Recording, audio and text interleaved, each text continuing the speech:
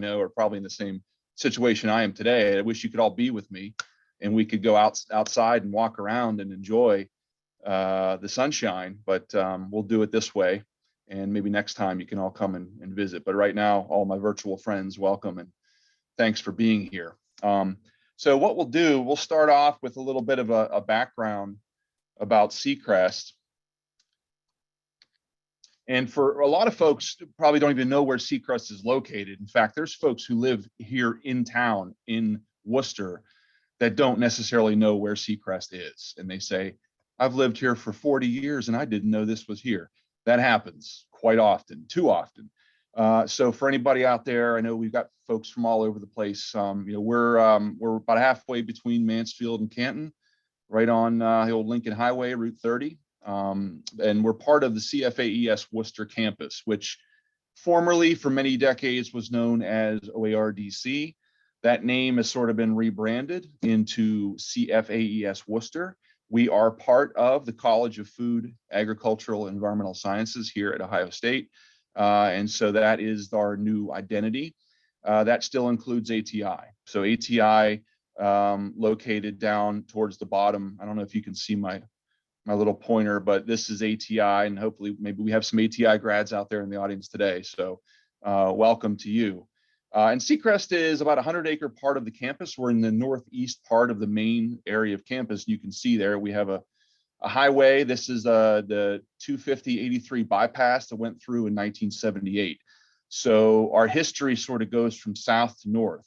So a lot of the forestry plantings that Kathy mentioned that were set out by Dr.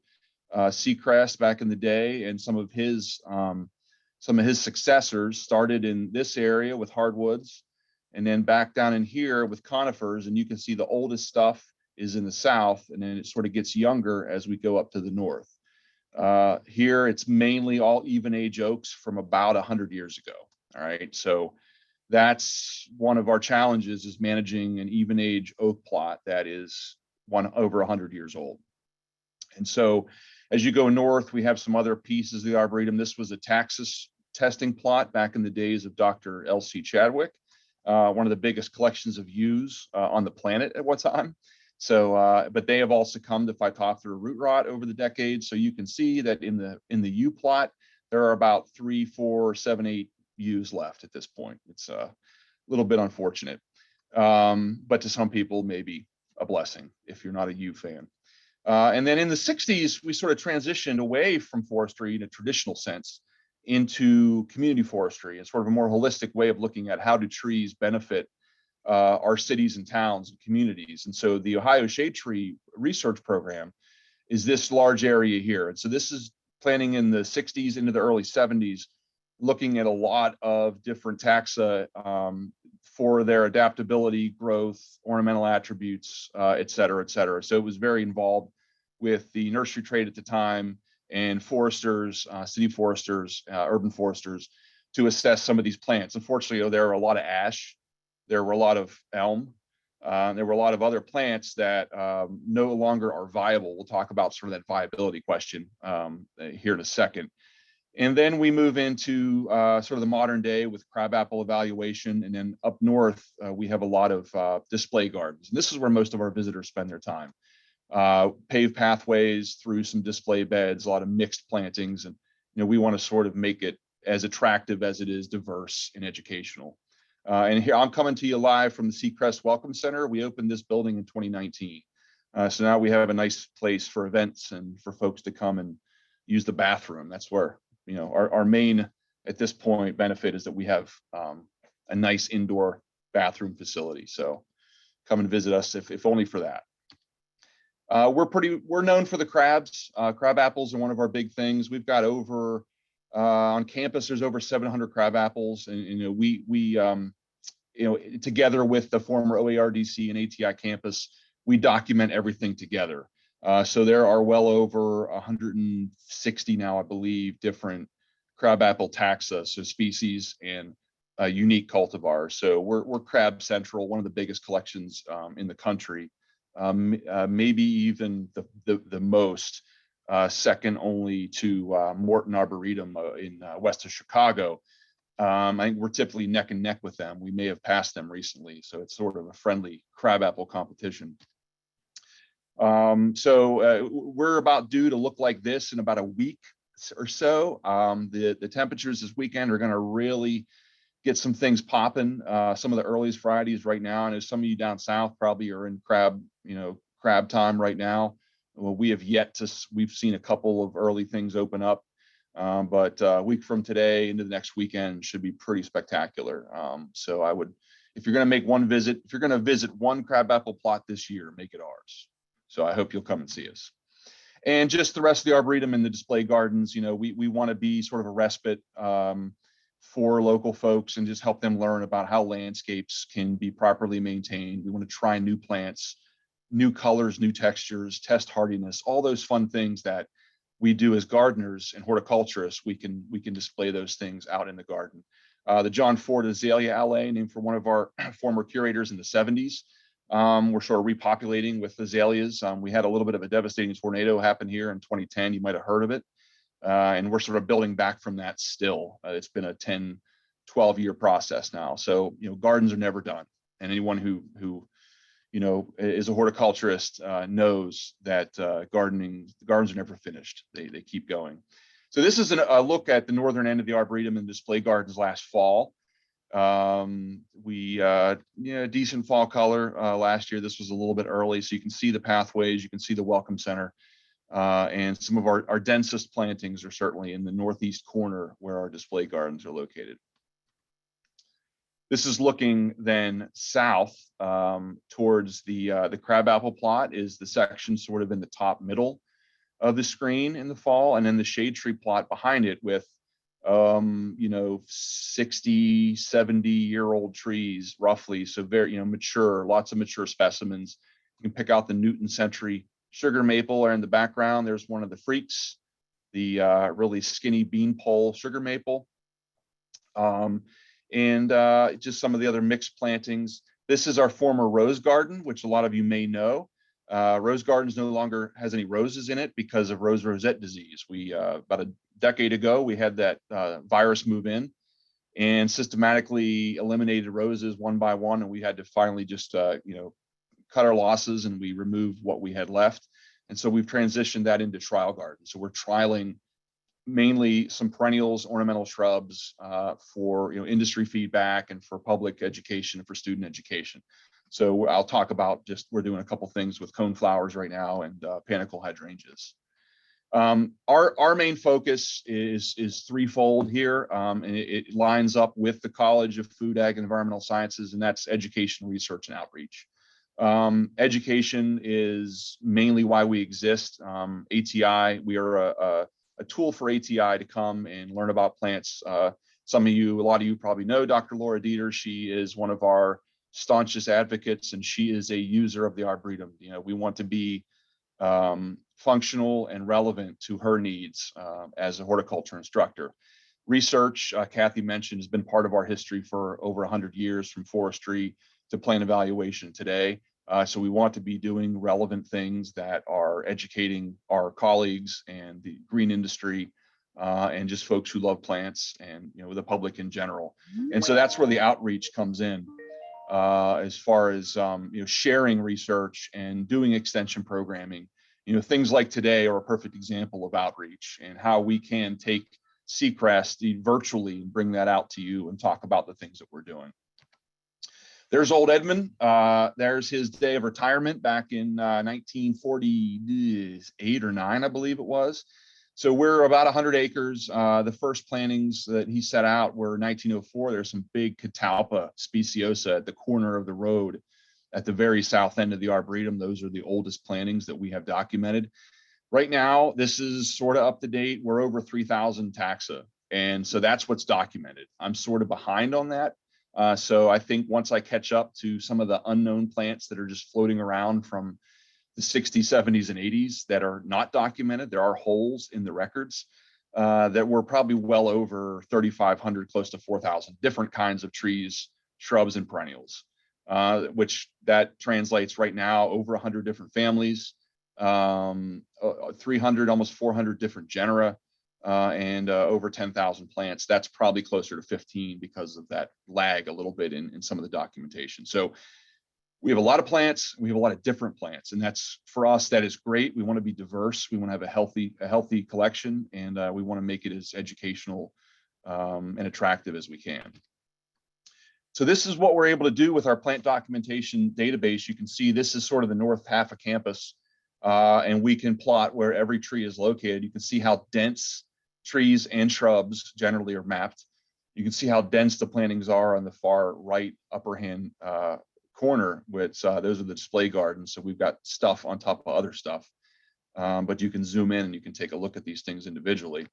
If I want to find all the Japanese maples, it's pretty amazing that we have 20 different Japanese maples here in this the front corner of the Arboretum. So we're able to go in and look at these things, and we have a good idea of where everything is, where it's from, and all the background information. Accessibility here means, folks can get to us, you can get through the Arboretum, you can see what you want to see. But then the documentation of the plants in the Arboretum, that's sort of informational accessibility. We want to be accessible in that sense. So in that regard, we've just been able to recently put our collection online. So if you go to our homepage, this is from a day ago. So magnolias are sort of fizzling out right now. Definitely that freeze on Wednesday morning sort of shut some of the other magnolias down. We'll see how the later ones fare. But if you go to the website and you see that on the tab, search plant collections there at the top, you're able to go to a screen and search by common or scientific name, by family, by genus, and lots of other parameters. We're trying to expand that over the years, but right now this is the main search criteria. And so, you say, okay, I remember there was a plant that this guy talked about. He was talking about blood something or other. Go in, search for blood, and you can see any plant that has the name blood in it. So it could have been blood good Japanese maple, it could have been blood good London plane, or it could have been any of the blood twig dogwoods that we grow here in the Arboretum. And so then you can also click on one of these, and if it's mapped, it will show you the exact spot in the garden where it is. So it's a great tool for students. It's a great tool for folks who just want to come and see some of these plants, the 15 or so trees that we'll talk about here in a couple of minutes. I promise we'll get to the trees for all the tree folks. Just real quick, this is the former rose garden. We're doing an echinacea trial, coneflowers, which are a big ball of confusion in the trade because they just keep coming out rapid fire, new cultivars every year. So we started this in 2020 in the summer. This coming summer will be our third and final data collection period. And so we'll have a great idea of, what are the best coneflower selections for this part of Ohio. And so we'll be publishing that. We have on our website, we have a preliminary data set from last summer. And now we'll be putting on the new report here within the next, we have to collect the data this summer. So about next year at this time, we'll have a final report. This is the next trial within that former rose garden, hydrangea paniculata. So panicle hydrangea, super popular, stalwart of the landscape in the Midwest. But again, the breeding work and the introductions have gone cuckoo bananas in the last 10, 15 years. So we have about 60 different cultivars in this trial right now. Big ones, little ones, white ones, pink ones, reddish flower, you name it, we've got it. So this, we hope, this will be a 5-year trial. And when we're done here, we'll be able to point folks to the best varieties, the longest blooming, the least maintenance, and all these other attributes that make them, popular, the landscape plants. I will mention with the coneflowers, we're certainly looking at pollinator visitation on those. And so that will be part of the report that we publish when it's finished up. All right, trees. Let's talk about some trees. So I guess, I don't know, Kathy, if you have any questions about the Arboretum. I don't know if there's anything we can address right now. If not, I'll just keep on going on here. There are, let's see, what percentage are native or nativars? I think she meant cultivars.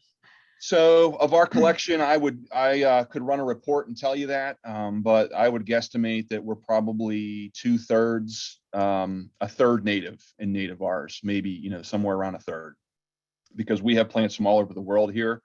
The Eastern United States being very diverse, we have nearly everything you can grow on the East Coast, and some West Coast natives, central US, North American natives. But then probably, 50 to 60% European, Asian, and other plants from other parts of the world. It's really cool to have these counterpart genera where you have plants that evolve separately over millions of years, but they're related, magnolias and maples and oaks and all these other plants. And you can study the relationships and their morphology, et cetera. So that's a long answer to a short question. Someone wants to know if the oaks in the 100-year-old plot are identified with labels. They are, I think, a few at the end of the plot. So they are mostly all red oak in there. It's pretty much a pure stand of red oaks. So it's sort of it's a very unhealthy forest type situation, because you've got 100-year oaks, hardly any understory except for multiflora rose and euonymus coloratus, and lots of the different weedy honeysuckles and things. So we try to get those mowed down when we can, but it's sort of gone to natural what is really unnatural succession now, with a lot of exotic pests species. Mm-hmm. I've got one on: what software is your online tree collection catalog based on? Great question. So it's based on IRIS-BG.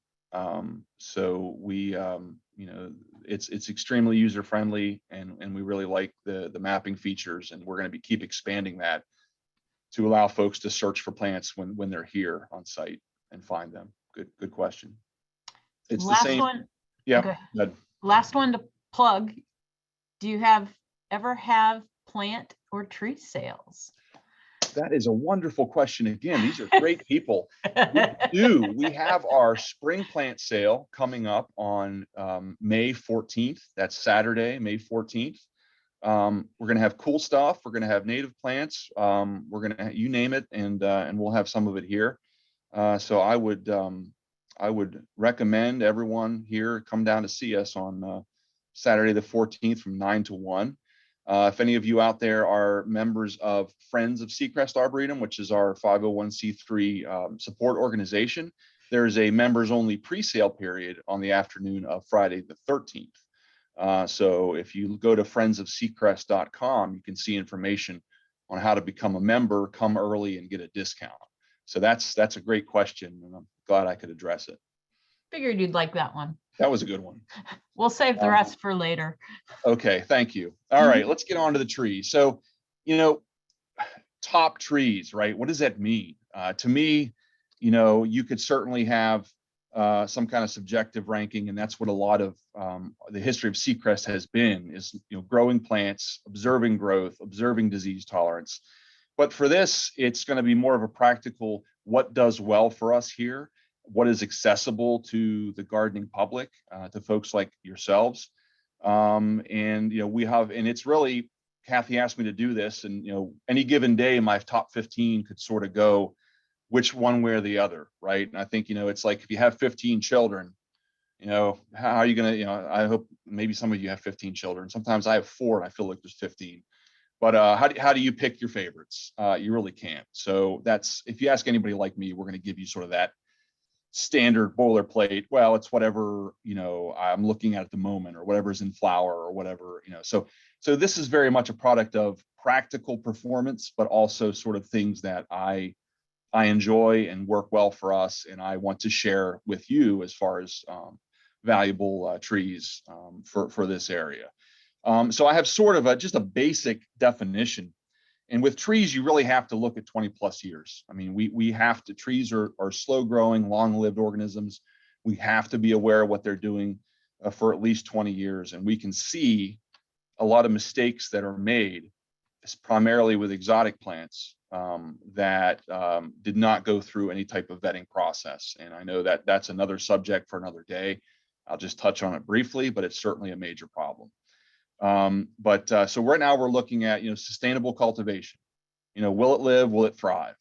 And does it do what we wanted it to do? Does it serve that ecological need? Does it serve that ornamental need?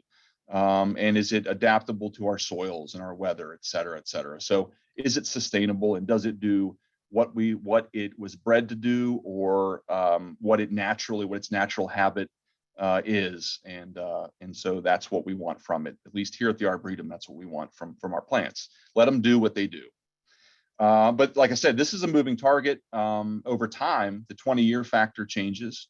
And so, right, ash, this would have been a top 15 tree for the last curator that was here 30 years ago. White ash, let's use a lot of white ash. Let's use a lot of green ash. Things happen. These invasive insects come down the pike, and we have to adapt to it. American elm would have been at one time, and it's moving back into that location because of breeding work and resistant plants that have been found and introduced over the last 50 years, which have really brought American elm back into sort of the landscape lexicon. And so we're able to promote that again. Calorie pear, we have a big stinky white cloud hanging over Worcester today. It's all over. The disaster tree, that it has only taken the last 15 plus years for all of us to see that. And Ohio's taken steps, like a lot of other steps, to ban that tree. And it's a prime example of horticulture run amok. And you can't defend that. It's certainly, a lot of you are really understand, and steaming about what a terrible plant that's become, that was promoted as such a great ornamental tree and sort of went haywire. I'm not going to defend that, but it is the responsibility of horticulturists and nursery growers. And as we know more moving forward, we can sort of, we can hopefully stop any types of these exotic plants becoming invasive. So here at the Arboretum, we're very cognizant of any plant that might have the tendency to be invasive. It's not something that we want to be responsible here, and we will not cultivate that plant. Colorado spruce, again, 20, 30 years ago, might have been a great plant, great evergreen to recommend to folks, but we're having so many issues, and I know a lot of folks probably are, with certain needle casts and root rots and just overall decline of Colorado spruce all over the Midwest. And we can just no longer say that that's a sustainable plant for this area. So let's get into the meat of the presentation here. And so it's 15 or so, because some of these genera we'll end up talking about 1, 2, 3, or maybe 1 or 2 extra plants, cultivars, etc. But we'll go from A to Z. And the first thing that really jumps out at me, especially for evergreens, you talk about the demise of Colorado spruce as one of these top evergreens in the landscape. We grow several species of fir here at the Arboretum, and we have for 60 plus years, that show amazing adaptability and tolerance to our fairly thick silt loam soils here, heat, cold, wind, drought, etc. And so we'll talk a little bit about the firs. These are a group of Nordman firs that are in the 20 to 30-year-old range, and are gorgeous evergreens, just a very nice presence in the landscape. So again, Colorado spruce, but also white spruce, Picea glauca. This was the mixed planting with Nordman fir and white spruce, the native. And you can see that just because of needle cast and other decline issues, we had to remove this white spruce, but the firs thrive. So Nordman fir, we'll get to that in a second, but the first one we'll talk about, that to me is equally useful, equally impressive in its adaptability. And it's what we now recommend to people who are looking for an evergreen, or especially a bluish evergreen conifer to plant in landscapes. So white fir is a pretty interesting plant. It's a Western North American native, and you can look at them, and a lot like Colorado blue spruce, some have the glaucous waxy cuticle on the needles to give them that bluish tinge, while others don't. And you can sort of, in a geographic sense, you can separate the concolor firs into 2 subspecies. So the bluish ones with the waxy coating tend to hail from the Rocky Mountains, so Arizona up through Colorado. So that's subspecies concolor. And from an ornamental standpoint, it is generally preferred, but certainly there's fans of green and fans of blue. So subspecies Lowiana would be then west of that. So in the Sierra Nevada from Southern California up through Oregon, Southern Oregon, tend to be green. and they lack that waxy coating, the glaucous color. So here's a seedling in the Arboretum that is clearly derived from seed of subspecies Lowiana. The blues, seedling blues are obviously very different. So subspecies concolor is the majority of what you'll see grown in nurseries and Christmas tree plantations. If they're growing concolor fir as a Christmas tree, it makes a really nice tree. And you can see those flat curved fir needles as a prime identifying trait. And then there's a cultivar that we're growing here that has exceptional blue color, and it doesn't get as large. It's not, this is a 30, 40 foot evergreen, even in the Midwest, much larger in its native range. But blue cloak was selected for sort of a compact, sort of semi-pendulous. It wants to hang the ends of some of the branches sort of hang a little bit, but really extremely blue color to the needles. And this is I would highly recommend this variety as that alternative to any kind of Colorado blue spruce in the landscape. This is, if any conifer lovers out there, this is Hidden Lake Gardens up in Tipton, Michigan. I don't know. I think that's the town that they're in, Southern Michigan. Wonderful place, part of MSU, to go and check out really, really neat conifers and all the diversity of conifers. So Nordman fir, right? So Georgia, the Caucasus, remember the Sochi Olympics several years ago? A majority of the plants in this photo are going to be Nordman fir. It's really well adapted to our area. This is sort of a high rainfall area in the mountains of Georgia, southern Russia. So I think that sort of imparts their tolerance to moist soils as far as what we've seen here at Secrest. So Nordman here, it's a slow grower when it's young. It's not something, Norway spruce is the de facto needled evergreen in landscapes pretty much all over the eastern United States. It's fast growing, it's easy.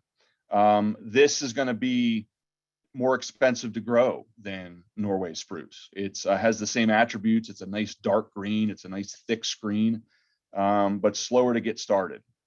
This is about a 15-year-old plant here. We're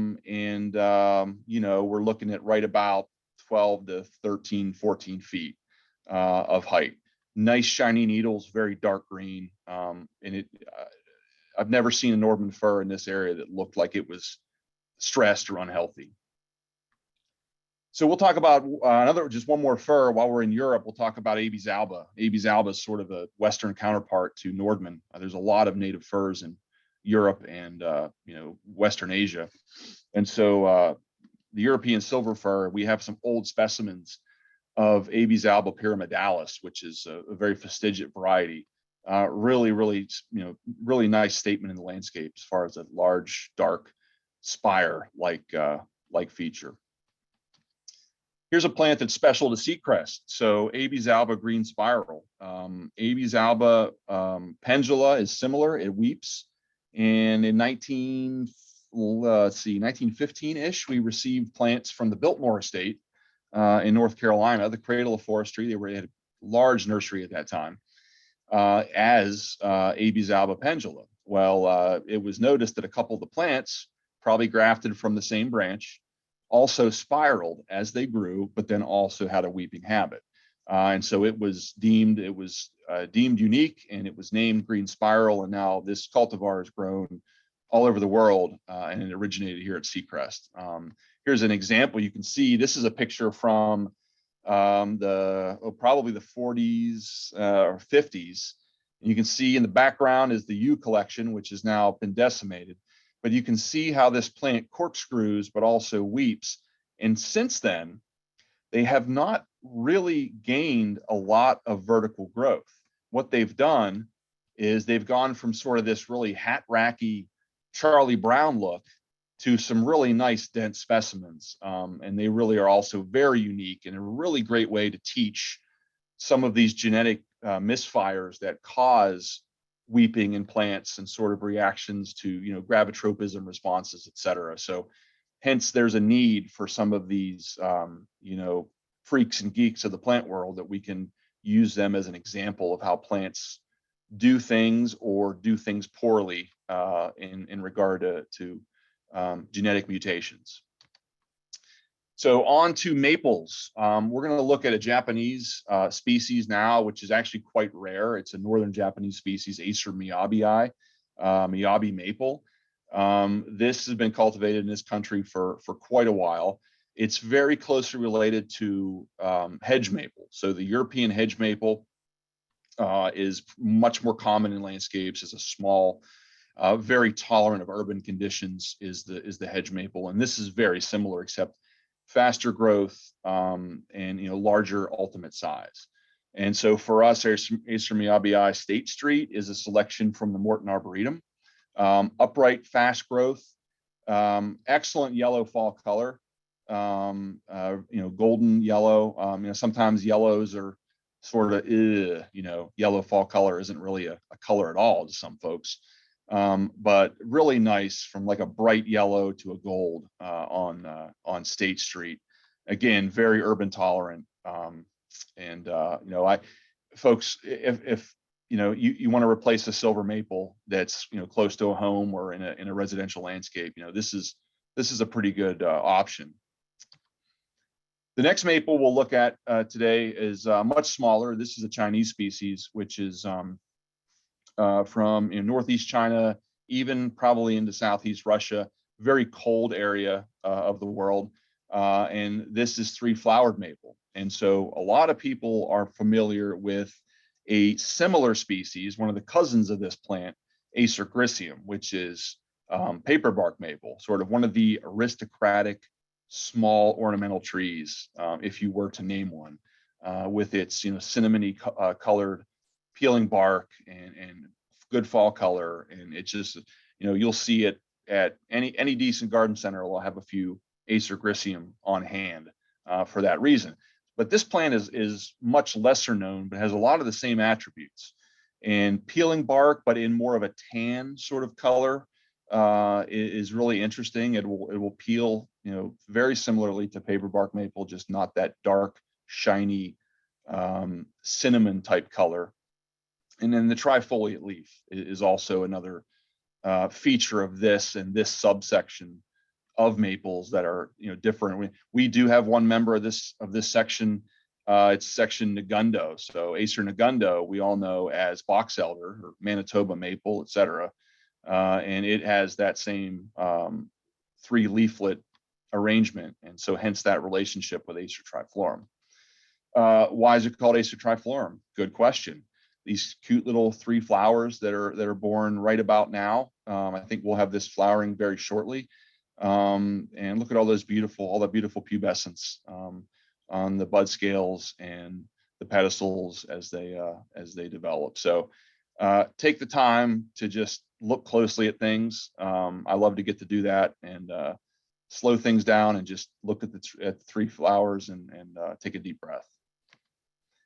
This plant's also one of the most reliable for outstanding fall color every year in the Arboretum. This is a small tree that's up near, we have the Kristen Jackson Memorial Terrace. And this plant never fails to wow it's an early, late September, early October, one of the first trees. You can see that a lot of the plants behind it have not even begun to turn yet. But this one really puts on a show. So three-flowered maple, it's one to look for a small, really small, nice maple for the landscape. No top 15 tree list would be without Katsura or Katsura tree. Cercidophyllum japonicum, another Japanese species that does very well in this part of the world as an ornamental. Cercidophyllum,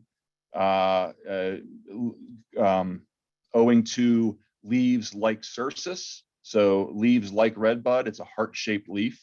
And so even in Japan, this is sometimes called, it's called Katsura, but it's also known as the Japanese Judas tree for one of the European names for cercis, the redbuds, having been purportedly the tree that Judas hung himself from following on Good Friday. So that is sort of part of legend and even spills over into a different species. So again, the nice cordate or heart-shaped leaves are really soft. This is a dioecious tree.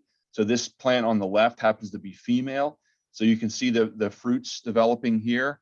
They're little bananas, and then they'll turn brown and the capsules will open. But you'll see females are lined with these fruit capsules through late summer into the fall, and even through the winter in a lot of cases.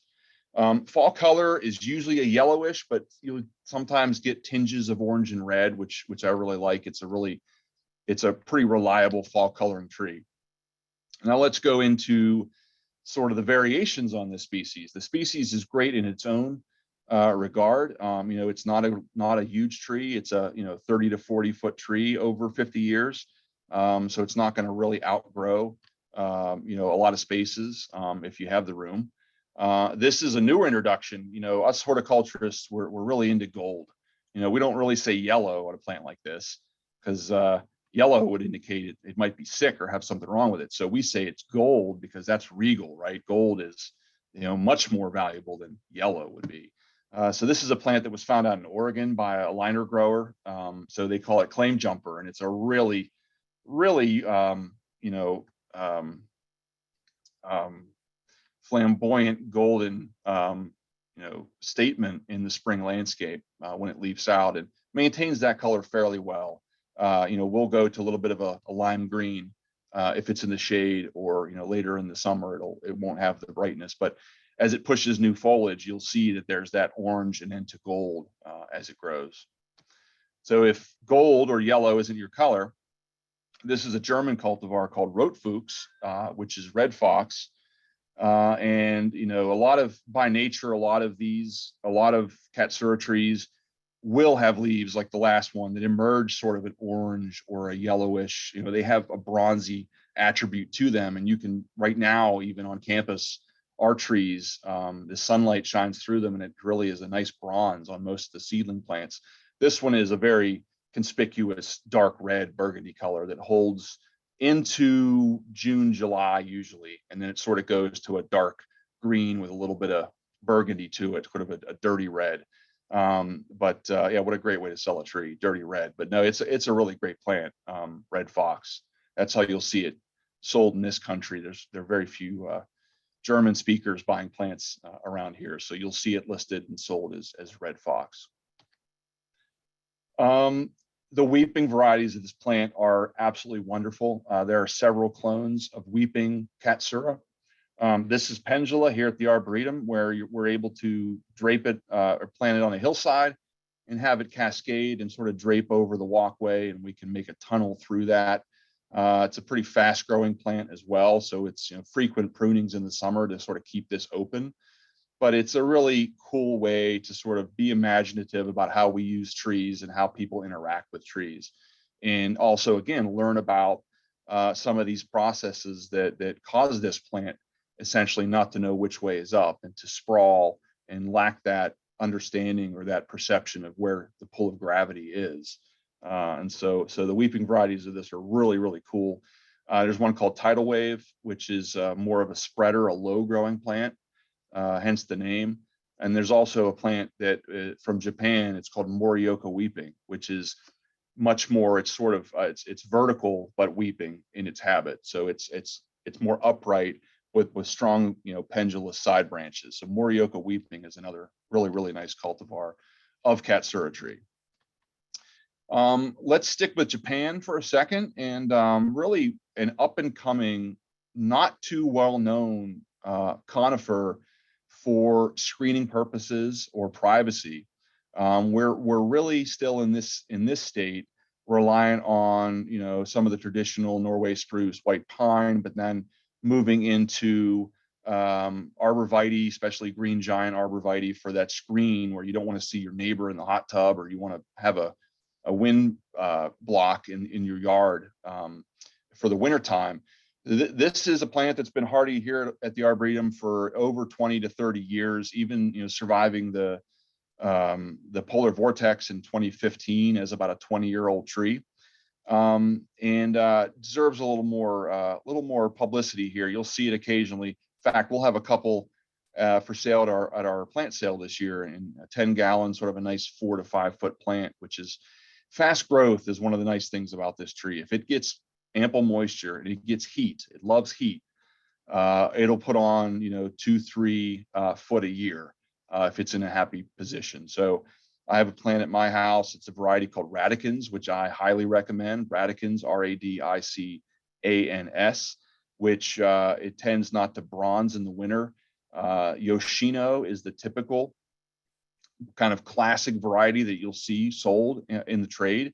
It tends to bronze in the winter, but Radicans holds its color much better, and they both have pretty good growth habits. So my Radicans put on probably 4 feet of growth last summer.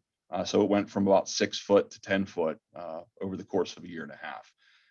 So again, I love this plant. One of the reasons that, to share this plant also is that I can talk about this cultivar, which I think if I could only plant one evergreen tree / shrub, one evergreen thing, this would be the plant. And I don't ever say that, because it's very hard to say this is the one. But for this cryptomeria, it's really a great plant. Gyoku-ryu is again a Japanese cultivar. I want to say jade dragon, but my Japanese is very poor. If we have any Japanese speaking watchers today, please chime in and give us the proper translation of that. But this is a compact version, 15 to 20 feet, really thick, really dense, beautiful foliage.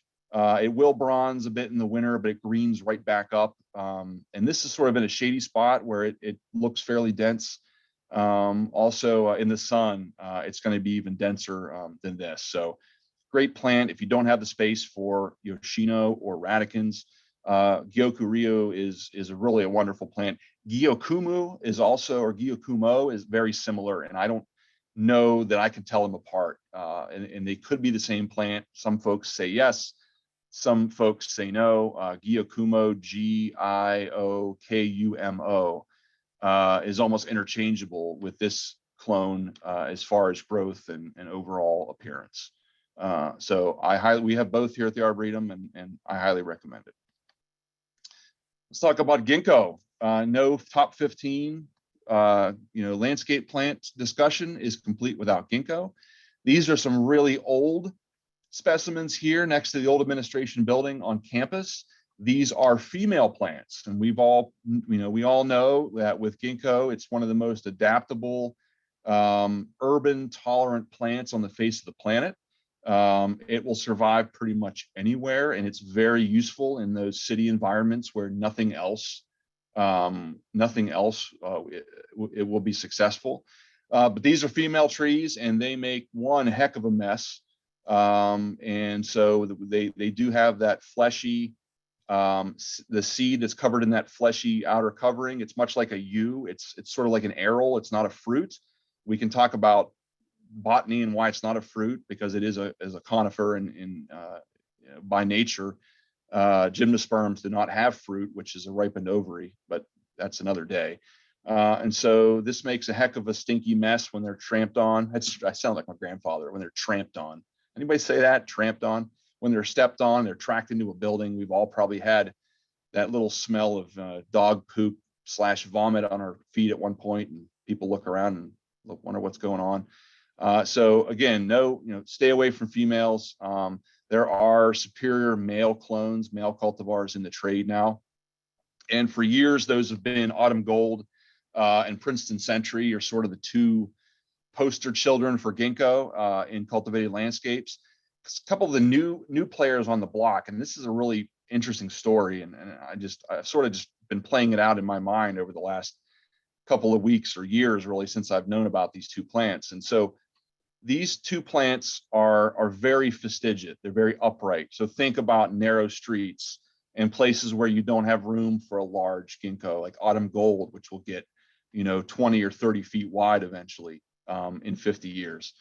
This is a plant called Grindstone, selected from actually a rest stop in the state of Ohio, which we'll talk about.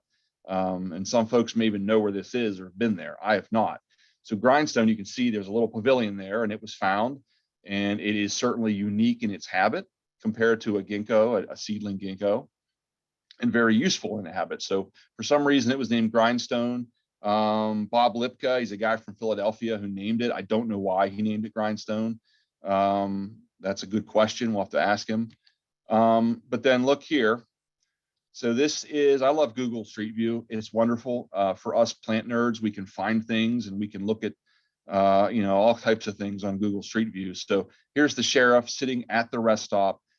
This is in Southern Ohio. We'll reveal the location, I guess, in a moment. It's the big mystery here. But this is a street view as of, I think, 2018 or 19. There's the pavilion and there's grindstone, the original parent tree that is now circulating in nurseries around the country. Well, here's another plant, very similar. This one just hasn't been limbed up. It's full to the ground, but a very fastigiate, narrow habit, which makes it useful for that purpose. And so this one, Ray Jackson, he's a nurseryman in Tennessee, found this as well, this plant, and he propagated it. He's named it JN9, of course, a cultivar name, a nonsense cultivar name, but because he wants to market it under the name Sky Tower. And it is marketed through Garden Debut, which is one of the online, plant marketing firms that are introducing plants now, like Proven Winners. Garden Debut is one of those competitors. And so here's Sky Tower, very similar. Here's the thing. Here's a photo of that same rest stop. There's the sheriff, same day.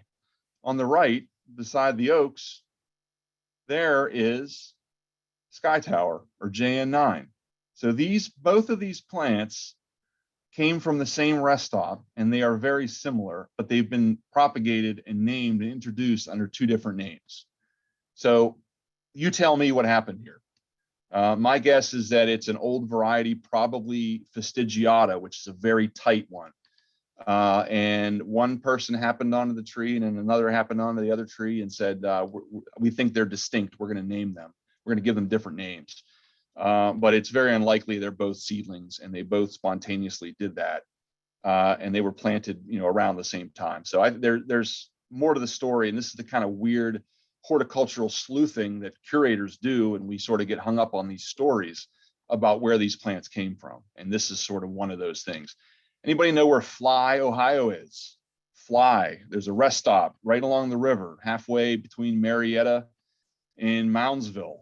So go visit, check out the ginkgos. Maybe somebody is near there and has knowledge of those plants or that rest stop, but that's where to find both of those ginkgos.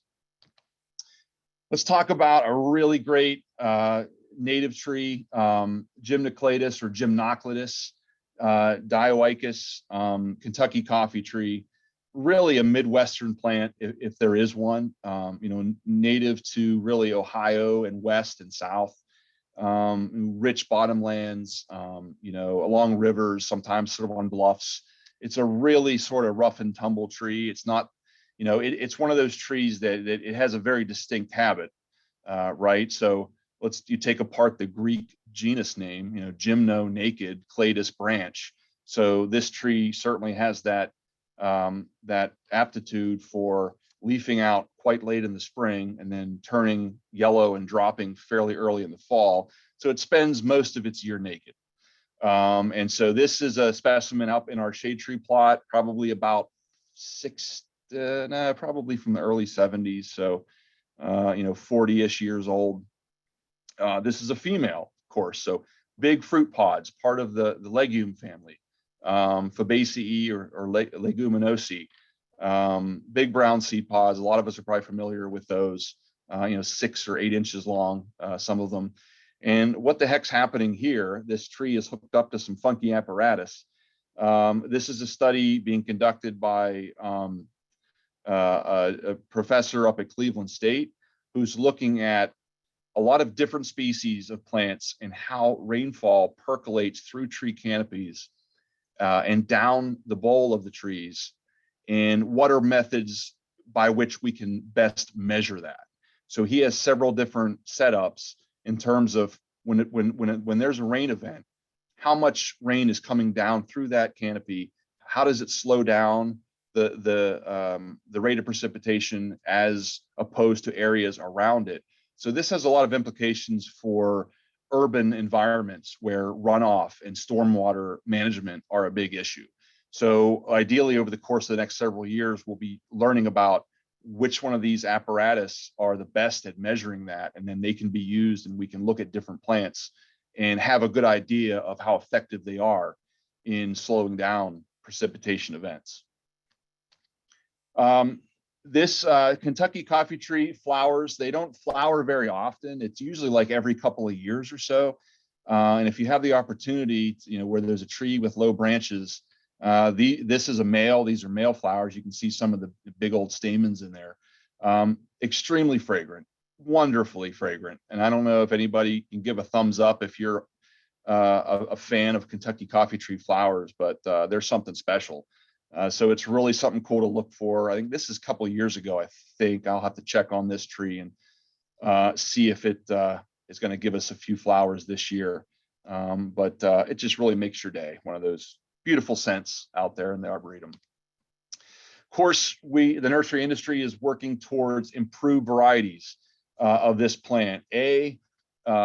Certainly males make better garden trees than females, unless you love big seed pods. There's nothing wrong with that. It's just that for functional use, cities don't want to have to spend money to be cleaning up pods. In residential landscapes, you can collect seeds. Certainly that name coffee tree, it was a pretty sorry excuse for coffee beans for the folks that came through the Ohio Valley back in the late 1700s, when coffee was not available. But here's an example of an improved cultivar. And of course, there's lots of different ways we can play off the different types of coffee. So this is decaf. When seedling grown Kentucky coffee tree are grown in the nursery, they're very lanky and they don't develop good branching at a young age. So decaf is certainly one that was selected in order to form nice thick branching at a young age. There's also a plant out there that's been around for a while called espresso. It's another male that has a very nice growth habit, and it's a good garden plant, a good landscape tree. There's a newer variety out there. I think it's called True North, which is very unique, and it's fairly columnar in habit. So True North, I think we don't have that tree yet in the Arboretum, but we'll have it this spring very soon. Again, fairly early yellow fall color, but again, this to me is very similar to what you get from maybe a pignut hickory or a shagbark, where it's that nice gold. It's again regal. It's a nice gold color. The hickories and trees like this are really special in the fall, and you just have to take the time to appreciate that. All right, let's do another conifer, another native that is ubiquitous, especially south of here, southern Ohio, anywhere where you've got sort of a higher pH and limestone derived soil and bedrock. Eastern red cedar will find a way. It will land somewhere. The birds will bring it to you. And so Eastern red cedar, which is not a cedar at all, it's a species of juniper. The reason that we write red cedar as one word is that it is not a true cedar. So the true cedars are of the genus Cedrus. So cedar of Lebanon is of that genus, and some other cedar species that are true cedars can be called cedar. But here we write red cedar, or we would hyphenate also as the other option in proper plant nomenclature styling. You'd hyphenate between red and cedar. But this is something that people drive by every day. It can be a landscape plant, and it is a good landscape plant. Deer can tend to do a number on this if it's a problem in your area. But I have something wrong with me in that I love to drive down the interstate and just gaze off at all of the Eastern red cedars and just marvel at the diversity of their habits and their colors and their shapes and their textures. So this is just a screenshot from Google Maps down on I-70 somewhere. I don't even know where. It's like you just kind of click on a spot somewhere on I-70 or south of there, or in the Shenandoah Valley of Virginia, or down in Tennessee or Kentucky. and this plant is everywhere. And in this shot, there are no less than 20 some trees. You know, you can see thick ones, skinny ones, sort of fat spreading ones. There are lots and lots of diversity in eastern red cedar. So it's sort of like a highway game, like, the car, whatever, the license plate game that I sort of play with myself, and look for really cool diversity in eastern red cedars. So that makes me kind of strange, but maybe some of you will enjoy that game as well. And so with sort of the diversity within that genus or within the species, there's certainly we see a lot of these totem pole, very vertical shaped plants. And this is one that was selected in Nebraska for an exceptionally narrow growth habit. Italian cypress, if anyone's seen pictures of Tuscany, right? What lines the driveways of the olive fields in the villas, but Italian cypress, which, you get to 5 degrees and it's going to croak. So this is our answer to Italian cypress. It's Taylor from Taylor, Nebraska, and it's become very popular. 10 years ago, maybe 15 years ago, there were only a handful of nurseries in North America growing this tree. And now it's just about mainstream, where a lot of growers and garden centers will have this plant. And so for that Tuscan look, for sort of an exclamation point in landscape, corners of buildings, we've used it here. So this is sort of the winter color, fall color. It is going to have sort of a bronzy color, as do most of the eastern red cedars. This is a male selection. I've not seen fruit on it. So these cedars are dioecious as well, males and females. And this is more of the summer color. It's sort of a sage green, blue green. And that here at the Welcome Center, the architect gave us a little planting strip along the sidewalk. So for us, it's a good place to illustrate some of these plants that fit into these narrow spots. Very functional, and sort of work with the verticality of the building. And as they get bigger, this is a couple of years ago, they've gotten 4 or 5 feet taller. They really sort of work in scale with the building, and it fits into the landscape much better as a big brick box that we're sitting in here right now. Here's a tree that nobody ever talks about. It's really one of the unsung plants of the landscape world. This is Amormachia, Machia amorensis. There's a contest between trees who can have the most A's in their name. And this is, I think, a silver medalist. I really like this tree. It's another legume. So it's in that pea family with Kentucky coffee tree, with the locusts, etc. And there's several different really cool attributes of this plant. It's the small tree. Generally, you don't see them over 30 feet, when they're mature. So they're in that small to medium tree category. Really cool foliage when it leaves out in the spring.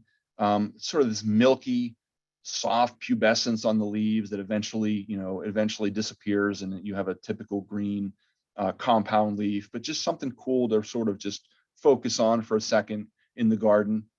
And then the bark has a really neat attribute to it, a little like honey locust. It has that bronzy, sort of smooth color to it when it's young. But here we have a little bit of exfoliation, some lenticels going on in there. Sort of looks a little bit like maybe a tree lilac or something of that nature. But when the sun hits it, it's just a pretty nice, attractive thing. One of these more subtle things that we can focus on. Here's a tree. I went to school, spent some time at the University of Delaware, and this is a tree at the UDBG, the Botanic Garden on campus. This is a summer flowering tree, fragrant, I think.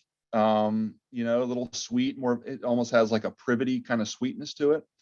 But it's really outstanding. This was a tree that's probably 25 to 30 years old, fairly mature. Actually, I think there's 2 trees there. But really, it's late June into July, where there aren't any other flowering trees. Generally, you've gone past the tree lilacs and Coosa dogwoods and even golden rain tree, and you sort of get into this period where nothing is happening. And this tree, Machia amorensis, fits that. And so amorensis having to do with the Amur River area. That's, southeastern Russia, extremely cold. So this is a very cold hardy tree. This is also a very tough plant. This tree will take urban compacted junky soils and do fairly well. There's a lot of value in trees like that. That if you have, if the soil in your garden is just construction debris or bulletproof clay, compacted clay, subsoil, this tree is going to do fairly well for you. And we've seen that here in some areas of the Arboretum. So there's just a close up. You can see that summer foliage, very, very similar to Kentucky coffee tree, blue green compound, with whatever, 9 to 11 leaflets. And then you can see those flower racemes that bees just absolutely love this plant. It is covered with bees. I don't know. I don't see any in this picture. I don't know why, but that day it was quite buzzy around this tree. So I can't say enough good things about this plant, especially from our experience and just plants I've seen around. Starburst is the most commonly available cultivar, just to have some uniformity in shape and decent flowering. So again, more of a sort of a rounded spreading habit. This is a 20, 30-ish foot tree in the landscape. One of the new selections is from sort of a joint venture between J. Frank Schmidt, one of the largest nursery liner growers out on the West Coast in the Willamette Valley of Oregon, in conjunction with Schichtel's nursery. The Schichtels are up in Western New York. They're just south of Buffalo. And I guess they call it the South Towns in that area. And so they have a pretty large nursery up there. They sell bare root and B&B material. And this was a tree that they found that is distinctly upright. So you can see that on Starburst, you tend to have sort of a wider habit, where with this plant, it's almost like, you could compare it to the shape of like a Zelkova or a small elm in that it's vase shaped. So again, that makes it more functional where there may be clearance required for automobiles in cities, and maintenance is kind of a concern. So this one also, fast growth. It's not really known, Macchia, for a really fast growth rate. This one's a little bit faster. So certainly nursery growers like that, and it'll get where it's going in the landscape a little bit faster. Let's do a magnolia. Let's do a native magnolia. That is, if I could have one of these, one flowering tree, this might be it. Just because of just the fragrance is outstanding. This is certainly sweet bay, swamp bay. Another reason why that is not sweet bay 2 words is that because the bays, the true laurels, are the genus Laurus, Laurus.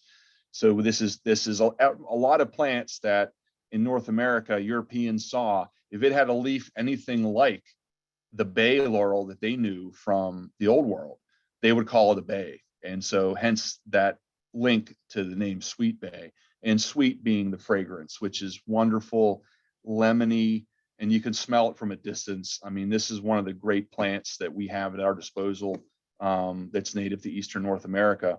And so with these plants, not a huge plant. It fits sort of in a patio courtyard near an entryway. There are 2 distinct forms of this tree, and it's a really interesting story, and it's been debated. We won't try to get too deep into taxonomy and stuff here, but it's a neat story in that typical sweet bay magnolia. So this is native from, there's a population way up in eastern Massachusetts, and it goes all the way south to Cuba. There's actually a disjunct population on the island of Cuba. So it goes through Florida and then west to about Texas, probably, to the Mississippi Valley. And so this is the typical form of northern plants. So from, South Carolina north, this is the typical form, sort of wide, more, wants to grow wider spreading, and it tends to be deciduous. So northern forms of sweet bay magnolia will be deciduous, or they may only hold a few leaves through the winter. Now, this is where we get into the taxonomy. The other variety, and you'll still see this in nurseries, and even if you're buying seed or you're buying plants, that you'll see that it's denoted as, there's certainly variety virginiana, which would be the species, the northern form. But then there's variety australis, australis meaning southern. So variety australis is the typical form you see from South Carolina southward. And so a few years ago, some folks did a study. They took samples. There's been discussion back and forth for 100 years. You know, are these two species, these two forms? So australis tends to grow more up and down. It goes straight vertically like a tree. It wants to be a tree, and it tends to hold its foliage all winter. Not so much here, but in its native habitat. A few selections we'll talk about are reliably evergreen in Ohio, but that variety australis is generally evergreen in native stands. So some folks looked at this and said, you know, they really are distinct. And even some of the modern taxonomists like the USDA, the Flora of North America, just make them synonymous. One species, Magnolia virginiana, from New England all the way down to Cuba. And then there's people who say, really, these are distinct. They should be denoted as two separate varieties, or some folks have even gone as far as saying two different species. And I'm not necessarily of that school of thought, but this study is really interesting in that they took dozens of samples from, I think, 30 some populations all over its range and did some chloroplast DNA analysis. And you can see the relationships in the northern with, you know, all of the certainly overlapping A's and B's. And then you can see the southern in terms of their difference. And so the theory is glaciation had at one point separated these two and they evolved differently. And so even, you know, you can see that tiny population down in Cuba is closely related to some of the Florida plants. And then you have a little island out in Texas. So you can see that there are genetic differences in these plants between the northern group and the southern. So this issue isn't dead. This is a 10-year-old paper, but I think that it deserves, it has credence, definitely. I think it needs to be discussed and appreciated a little bit more. So here at the Arboretum and on campus, these are both of the australis type. So they are generally evergreen. If we have a terrible winter here, it's 15 below zero and the wind howls, they'll lose most of their leaves. But Moonglow is the trade name for the cultivar Jim Wilson. It is, you can see that it's more vertical. It does stay evergreen here reliably. It's in a little nook in a north-facing building at Old Administration. This tree, I think, is planted, I want to say 2008. So you're looking at like a 15-year-old tree that is well over 25 feet tall. So this is and wonderfully fragrant. It blooms from May into June and then sporadically through the summer. So on the left, Sweet Thing is a little freak that was discovered as a seedling in Tennessee out in a nursery. And it just really stands out because it's just a little cute little, you know, rounded bush that will never really get bigger than 6 or 8 feet tall and 6 or 8 feet wide. I have one of these in the Arboretum, and I think we'll do one of these. We'll have an auction at the plant sale on Saturday the 14th. And so we'll have Sweet Thing available as a little curiosity amongst the sweet bays. And then as long as we're talking about australis, two really good selections are Green Shadow and Green Mile. So you notice fast growth, vertical growth. These will stay generally evergreen. Even here, they stay pretty evergreen. And so these are two varieties to look for that application, evergreenness, vertical growth. And you can see that difference between that and the first sweet bay we saw, which is going to be wider spreading and be, you know, completely deciduous, the northern form. But both are hardy.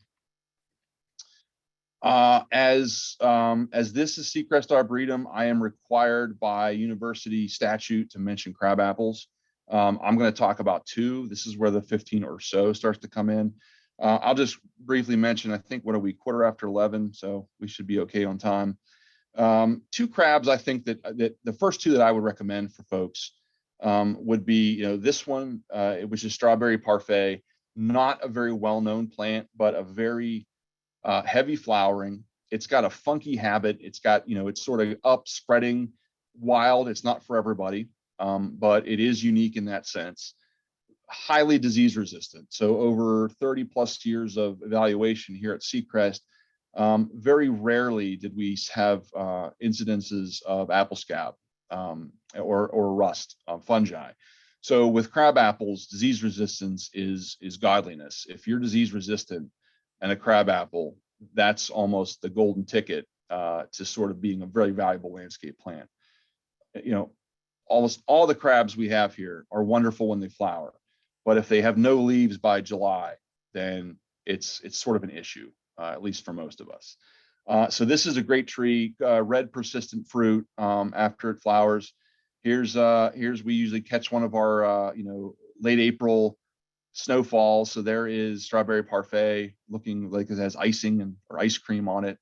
Kind of a nice shot. You can see those flowers come out fairly deep pink, and then they'll take on sort of a two-tone where they fade in the center of the petal, but the margin of the petal stays fairly pink. And so it gives it a nice, it really goes from being a pinker tree to a lighter sort of blush pink as the flowers age over the course of 7 days or so. The second that I would recommend, and we sort of have this uprightedness trend today, is Adirondack. Adirondack was a USDA National Arboretum selection. Oh, it's been around for probably over 40, 50 years, probably at least. And distinctly upright. Again, it's like a tornado shape. It's funny because the tornado pretty much came right through here. You can see way in the distance, there's some busted up trees on the hillside, a white pine. But for places where there isn't a lot of space horizontally, and you want a nice white flowering crabapple that is highly disease resistant, this is a great pick. Fragrant flowers, not so much on strawberry parfait, but fragrant on Adirondack. And so this is a nice plant. It'll be very narrow when it's young, but these plants being 20 years old have gotten some size to them, and they sort of have grown into this vase shape over the course of their life. So Adirondack is a good one. And there's a look at pure white flowers, heavy flower, generally reliable every year. And the differences between these two plants is strawberry parfait tends to be early. In fact, it'll be one of the first crabs that we see right now that will probably, with the beach weather we're going to have over the weekend, we'll see those open very soon. Adirondack comes at the tail end of so crab season here is last week of April through the first 10 days or so of May. And you get into May, that second week of May, and that's sort of when Adirondack starts to do its thing. So you've got early crab, and then you've got a good example of a very late blooming crab. Probably on everybody's list of favorite native trees is, no matter what you call it, Nissus sylvatica, you call it black gum, you can call it tupelo, you can call it sour gum, you can call it pepper ridge. There's even, if you go to Martha's Vineyard, if anybody's been to Martha's Vineyard, this tree is very common on Martha's Vineyard, and the name there is really unique to Martha's Vineyard. They call it beetlebung. So the beetlebung tree is what they made the handles of the beetles that they would hit to put the bung into barrels back in the olden days. So I'm doing a motion of, this is my pounding motion apparently that I'm doing here as I talk.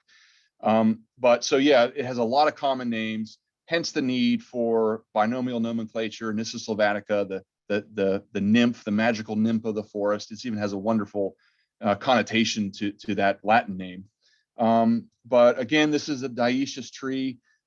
Tends to be on wetter sites, so it's a great choice for those wetter sites, not swampy, but wetter.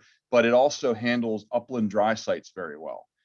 So it really has a wide range of tolerances, and it's a good landscape tree. But you can see there, and I enjoy this. So a lot of variability in habit. So this tree is over on the ATI campus. That thing went up, it forked again, it forked 3 times more. It sort of sent some horizontal branches out. Very funky, very interesting, very picturesque. In the ornamental plant world, nurseries, we tend to go for uniformity. We tend to go for central leaders.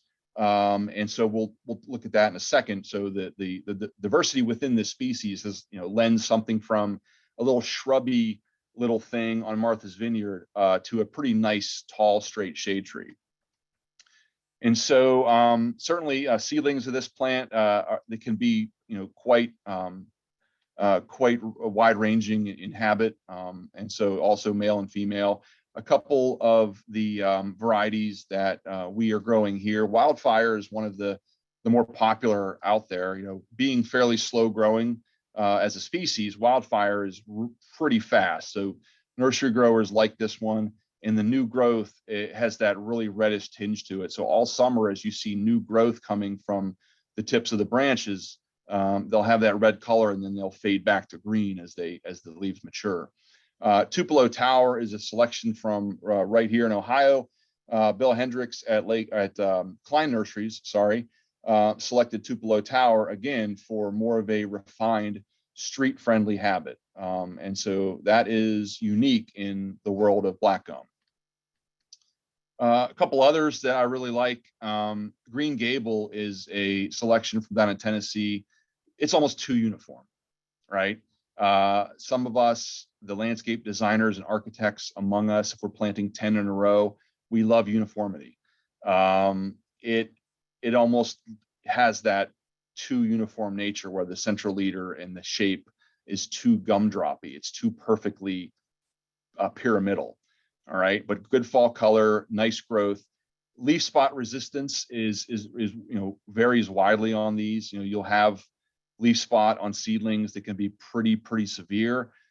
Some of these new selections are highly leaf spot resistant, so that's a good thing. Cascade Falls, one of my favorite plants. It is as weeping or as pendulous as a black gum can get. Not exactly graceful, sort of stiffly graceful, like it's sort of reluctant to weep. It's like, come on, weep. And it's like, no, I don't really want to. It's like, maybe. And so this is as graceful as it gets. It's a female selection. It usually has a really good crop of seed every fall. So it's really cool to check that out. But fall color is outstanding and it's consistent. And it really just looks like it's on fire towards the late part of October.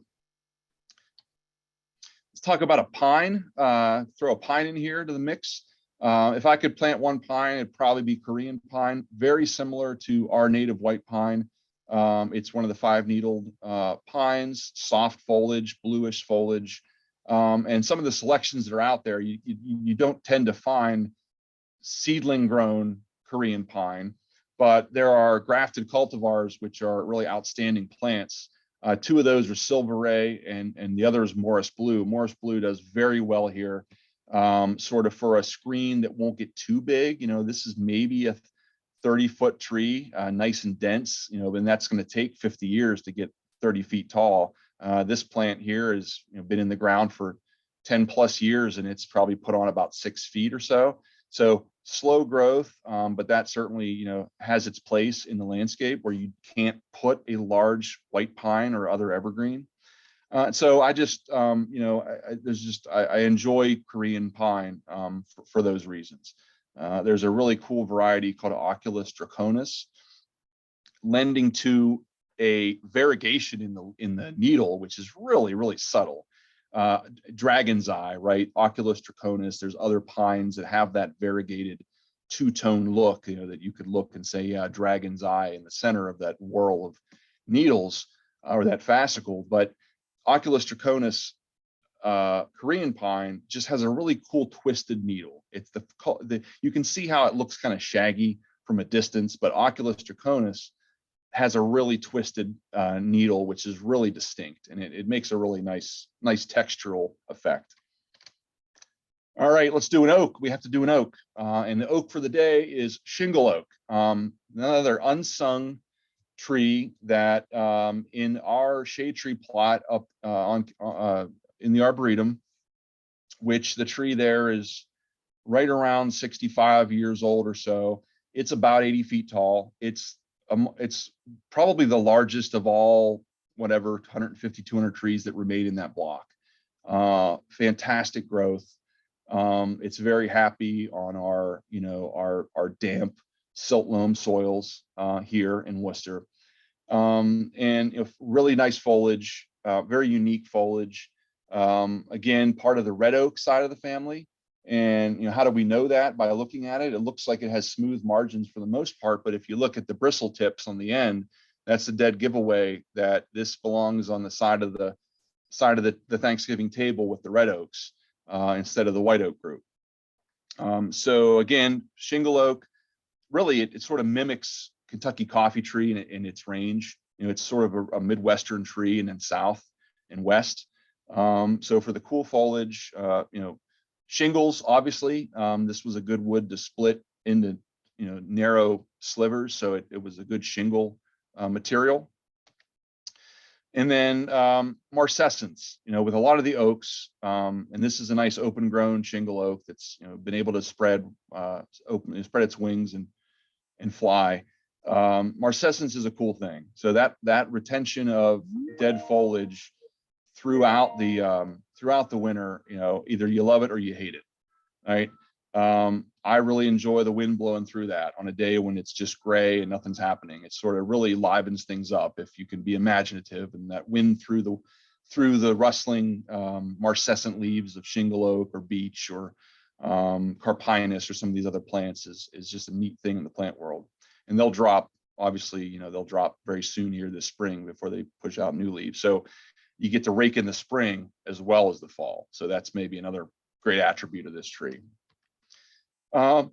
Taxodium.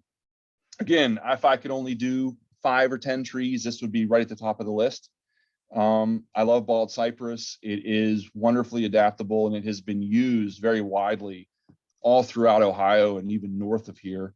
Native from Delaware down the coast, and then sort of up the Mississippi Valley, even to southern Illinois, which is really interesting.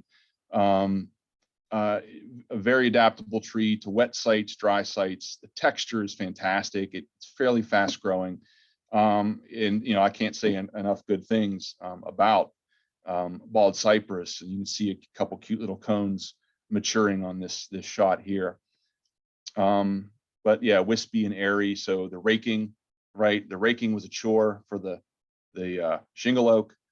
These little wispy leaves, needle-like leaves of the Taxodium, they blow right away, maybe into your neighbor's driveway. You don't have to worry about them. So that's a nice attribute. A couple improved selections. This is another J. Frank Schmidt selection from out west. Green Whisper, which is gives you nice branching. It's resistant to mites more so than some of the other seedling grown plants are. But fall color on bald cypress is something special in itself, right? It's not really orange. It's sort of a russet brown, with some orange overtones, and it's unique in that sense. And sort of to go down the road in October and November and see these rusty brown bald cypress, that's another special tree in the fall. And I love the texture and I love the color. Here is its cousin, which some folks will just lump together. It used to be Taxodium ascendens, right? And I didn't italicize my T ascendens there, and that's on me. How foolish of me. But it was known as its own species. You can see how those needles, they sort of are ascendant, right? They sort of point upward, hence that name. And so pond cypress is it's generally found in the southeast in the same range, but closer to water, whereas bald cypress might be near a moving river, but pond, the pond cypress is sort of in that stagnant water, swampy areas where the water doesn't circulate as well. So nowadays the taxonomy leans toward Taxodium disticum, variety disticum being what we know as bald cypress, and then now Taxodium disticum variety imbricarium as pond cypress.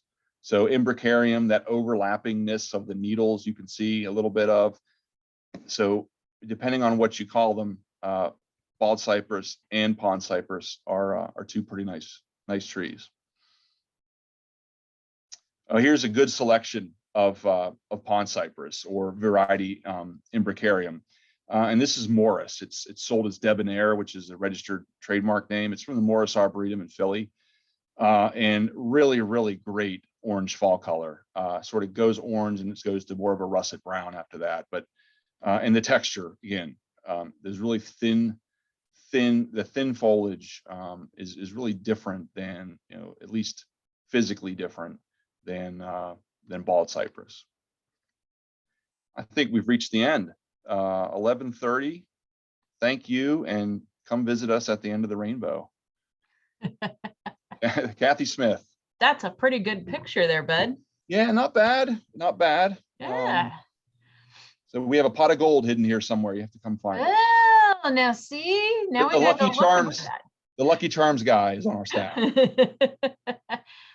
that almost looks like it takes you out onto 250. It does. It may be a little dangerous out there. Yes, it may. Unless it takes you into the woods across 250, then we'd be okay. It's wherever you want it to go. Just Okay. follow your heart. That's where the end of the rainbow is. Well, some great ideas, and I know we've got at least a few questions. So let's go. I'll go up to the top. This one was earlier, but I wanted to wait till you got through your presentation. Craig asks, please comment on current oak tree diseases. That's a good one. Yeah, we haven't done much work with observing oak diseases here.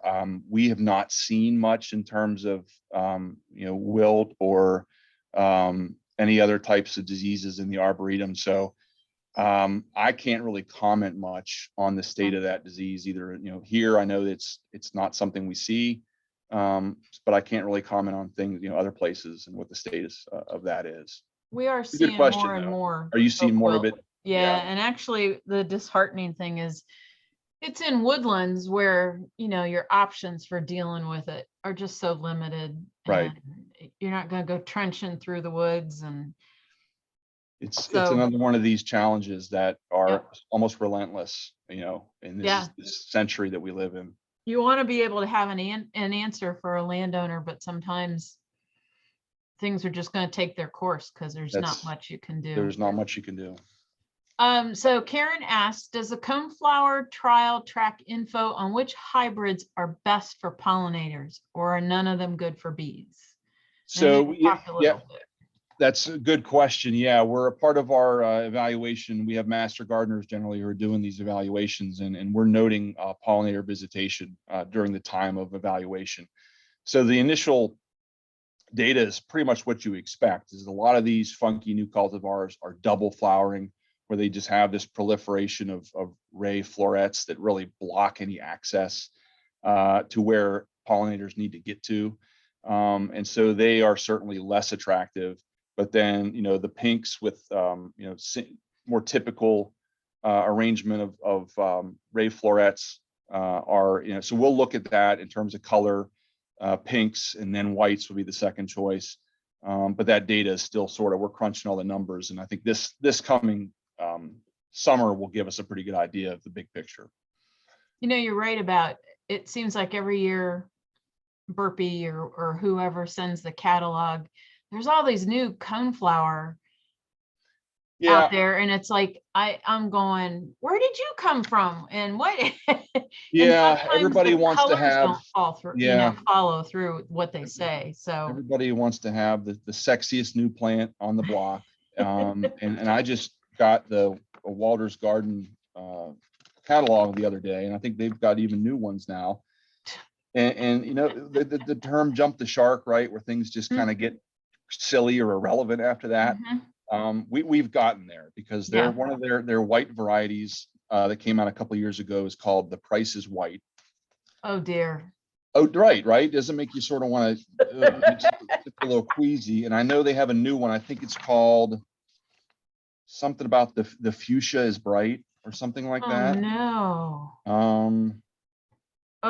Oh yeah, the fuchsia is bright is one of their new series. So we don't have those yet. They've come out since the trial. We've got over 100 varieties in our trial, which in itself is ludicrous that there are that many. Right. But we wanted to be comprehensive but then it's again a moving target because new stuff comes out so quickly now. Yeah. But with shrubs, it's a little slower. A little slower. Not much. A little. So Susan asks, what is the soil like in Worcester? So we have, we're old agricultural fields for the most part. And so it's Worcester's a silt loam, which is, it's heavy. It feels like a clay when you're working in it. So there's areas that are really, really thick. But then we've got some other cultivated areas that have been, planted with conifers or something for years, and they're really nicely organic soil. But then you walk 10 feet to the right and you've got like a clay pan that you dig down 18 inches and it's like solid rock. And so we have issues here in a lot of the areas where the tree plots are, where you go down and the tree roots hit those hard pans, and then they get big, and now we have wind throw in a lot of those old plots, the conifer plots especially, that were planted in the early 20th century. If they're sitting on a clay pan, they're gonna fall over because they just don't have the anchorage that trees in deeper soil would have. So it can be a challenge. I think the wetness of our soil here is certainly a limitation for a lot of things that we can grow. If you look at under the rainbow and you sort of go, it slopes up the hill, and then we have a gully that where used to be the rhododendron collection and azaleas, and the tornado took care of that, and we're sort of rebuilding that slowly. But as you go up on the top, the crest of that ravine, that's some of our better soils, and they drain, so we can put ericaceous things up in there, and they don't die within a week like they would if they were planted right here in this turf area on this picture. Okay. Kathleen asks, how do you suggest communities deal with many streets lined with calorie pear? Oh man, yeah, this is something that it's taken a generation to sort of say, hey, these trees are a problem, and now sort of policymakers, as at least I don't know who's is it DNR that's that issued the ban, or who So actually. There was a law passed for Ohio to have an invasive plant outlaw list, so to speak. And the Department of Agriculture oversees the list. Okay, so they're overseeing it, but I Mhm. think you have to just go to your local officials and just let them know, because it's probably they're oblivious to the issue, right? There's trees on the street that are alive and blooming. What's the problem, right? Right. So I think education is the biggest thing. You have to you have to look at the science, use that evidence, and say this is not something we want. Where's the money to make them go away? And right, so there's the rub. It's always a money question. It's not something that's in the budget to remove 20% of the street trees that may be in a city that might be calorie pear. So it's going to take time and persistence. But the Pandora's box is open, and now we're trying to just trying to sort of put everything back in, and by removing these plants. Okay. That would be my It is a tough one. Even our tree campus committee on main campus, I mean, we know we have them on campus, and we've kind of targeted them, but you're right, there is no budget to remove all those trees in one fell swoop, and so we try to get them out when we can afford to replace them.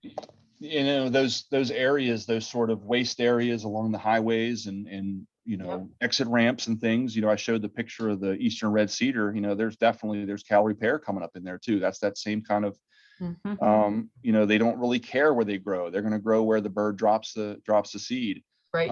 So if there's one, it's awful, and it's sort of a blight on the landscape in that sense. But it's a good visual for folks to understand what invasive species are. Right. You can't look at a whole swath of those things along the road and not understand this is not something that is natural. It doesn't. So you can use that to say, look, this is not right, and people can see that and grasp the concept of a wildly invasive plant like calorie pear. Yeah. So Annette asks, do you know of any growers growing Nordman fir? Been looking for a source for years. Where is she located? That I don't have. She'll have to let us know that one. I know there are some Christmas tree growers that have a few, but yeah, that's been floated as a Christmas tree, and it's so darn slow when it's young, right, that it's not really a profitable plant. But in the landscape, if you're patient, it's a great tree. But there's a handful of growers, I think, up in Lake County still that are doing Nordmans, and it's something that if you're you go to a garden center or if you're a landscaper, go to a good wholesale distributor and just ask them to find them or special order them for you. they're around. Yep. Okay. So In I have, fact, I'll tell you one real quick thing. I noticed sure. that last winter, Willow Way Nurseries is a Mhm, wholesale grower up in Lorain. Are they Lorain? Yeah, the Lorain County. mhm. They have a Christmas program, and they do little Norman firs in a little red pot, and they're about 12 inches tall. And I walked into Bueller's, the supermarket, last December, and they had a whole row of them for your little Christmas tree that I assume you would plant after Right. it's on your table. You plant it in the spring. So there's Norman fir there. So there's sort of a, I don't Okay. know whether they're shifting them up. They may be. And if it's somebody who really is interested, they talk to me and we might have a way to hook you up with some of those. So we've got multiple questions. I'm going to kind of group here. The questions about what pollinators visit these exotic trees. Are there studies being done on how these non-native trees support our native insect birds, etc.? And then the monitoring of those same trees for caterpillars. So there's kind of that pollinator, That's the impact of what would be a non-native. it's a big question, right? Because Mhm. we have a really good collection of native plants, and we've based our butterfly garden on not just nectar supply, but also host for larval stages, spice bush and things like that that support different life stages. But a lot of the data, it's not it's anecdotal information that we have on a lot of these exotic species. Most bumblebees will visit pretty much anything. The honeybees, the European honeybees, they will pretty much go anywhere. It would be a great project if we had if we looked for a grant or we had a student that was on campus that really looked hard at these things. And so I can just say, yeah, I saw some, swallowtails on that, or I saw, et cetera, on this. But without solid numbers and observations, I can't really say anything definitive. So that's a great idea for a project, though. I'd love to see it done. And it comes up a lot when we talk about those kind of non-natives that, we know And where they're from, but we don't know how they interact with our own birds and insects, caterpillars. yeah, it seems to me like the first wave of interest and inquiry there has been with the so-called nativars, and are there things like red twig dogwood and viburnum, and are these plants less or more attractive Right. to pollinators for whatever reason? And certainly for perennials, that's been done as well. But moving into some of these more common, larger shrubs, non-native shrubs and trees, there's a gap there. Mhm. Lori asks, do you have to worry about apple rust on the Japanese cedar? Not on the Japanese cedar. It's not a true cedar, nor is it a juniper. So the cedar apple rust, again, there's the misnomer, right? Cedar Mhm. apple is actually afflicts rosaceous apples and hawthorns and whatever, crab apples, and then also it is afflicts Juniperus virginiana, so eastern red cedar. So the cryptomeria is in no way related. It only shares that cedar name, two different genera, and so hence that fungus does not it's not a host for that fungus like eastern red cedar is, or Juniperus virginiana. It's a good question. There has been concern about crab apples being invasive in some areas. Are these cultivars from European species? Yeah, the cultivars we have here are, crabs have been bred, for 150 plus years. We have genetics from pretty much all over the world here. Mainly our native crabs. The prairie crab is one of the a lot parentage for a lot of plants that has really good fire blight or and scab resistance. But yeah, there's several Japanese species, Malus floribunda, Chinese Malus hoopaensis, and a lot of others that are in that genetic mix. So modern crab apples are like dogs, right? You started with a wolf a long time ago. And now you have got more breeds than you can shake a stick at that are so, different, right? These breeds that are so different than a wolf. And that's what we have with the genetic work that has been done over so many decades. And I acknowledge that usually we see, crab apples will escape and they'll be along our overpasses in some areas that are not maintained. They certainly get into woodlands in certain places. We just have such a high concentration of crabs here, is that we have, a reservoir of fruit germplasm here that the birds can take around this area. And so we do see them in places where, like where Tree of Heaven would grow and things where nobody ever mows or nobody ever cuts that. So it's sort of a waste area that's not conducive to a lot of plants, but the crabs will pop up there. So it's something that to be aware of. That's another good question, something to be aware of. We have at the OSU Mansfield campus, they planted crabs, like in the islands in the parking lot. And we have crab apples at the edge of the woods that are coming in the tree lines. Haven't found too much interior, but it's definitely, it's interesting because they planted a hawthorn, a cockspur hawthorn, and some different crab apples, and they all have moved into the edge of the woods. The hawthorn is so visible because of the long thorn and just dark green, super shiny leaves. But the crab apples are making their way. So let's see. Can you say a few more things about climate change as it is changing your selection and preferences? Note that Mother's Day used to be the day for bloom at Crablandia, and that date is long gone. Yeah, we've certainly seen from the late 70s to early 80s here about a 2 to 3 degree uptick in average temperature throughout the year.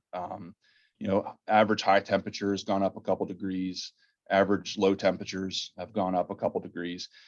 So we are always thinking about, this is a fluid situation, and it's become, especially evident over the last 15 to 20 years. We all know that climate change is affecting us already.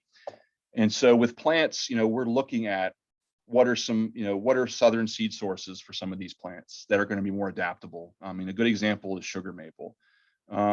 Sugar maple is a huge part of the native forest from here across northern North America. But not all of those plants are going to be able to deal with warming temperatures. So it's a very plastic species, though, in that there are populations all the way out into Oklahoma and Arkansas, and populations down south. We grow Acer floridanum here, which is or Acer saccharum subspecies floridanum. So there's actually Florida sugar maple, there's white bark maple, there's things that are cousins, but within the same genetic footprint as sugar maple as we know it, that can hold that key to resistance to warming temperatures. And so it's interesting to me when I know that Chicago and certain places have published lists of trees not to plant. They're looking at, I think they call it like 2060 or something like that as far as street trees and things, and they say sugar maple. And I think that's like blacklisting or you can't say that entire species. And to some degree, it's like some of the plants that are banned, where there are sterile varieties that have been bred, but yet they are still technically a member of that species, so they are not permitted. But with the recommendations not to plant sugar maple, there are a lot of great clonal selections and seed sources of sugar maple that are from the Ozarks and from Georgia and northern Florida that will adapt very well to the climate, whatever ends up happening here over the next 50, 100 plus years. So, the plasticity and the adaptability with our native species is built in a lot of ways because of the ranges of our native plants. And we need to be aware of that. In a horticultural sense, we're generally trying to tease things north that are more cold hardy. So there's plants like Elysium. It's anise tree. It's a shrub that's native to the southeast, but the northernmost population, it's an evergreen. It's kind of a really cool little shrub. And the northernmost population of that is in North Carolina. Well, collecting from that is going to yield germplasm that is it's the most tolerant of cold of any of the other plants, where you could collect them in Georgia or Florida, et cetera. So from a standpoint of sort of just trying to stretch the types of plants we can grow successfully here, that would be the strategy.